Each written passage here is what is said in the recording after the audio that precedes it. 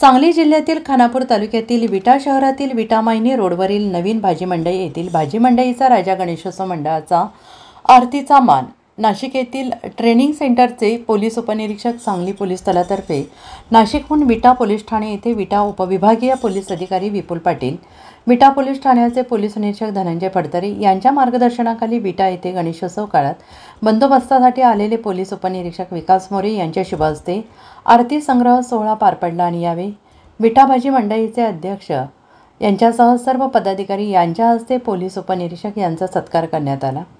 मोरे यांचा सत्कार करण्यात आला तसेच सर्व भाजी विक्रेते, फळ विक्रेते, अन्य विक्रेते यांच्या उपस्थितीत आरती संग्रह पार पडला। तसेच यावेळी महाप्रसादाचे आयोजन करण्यात आले।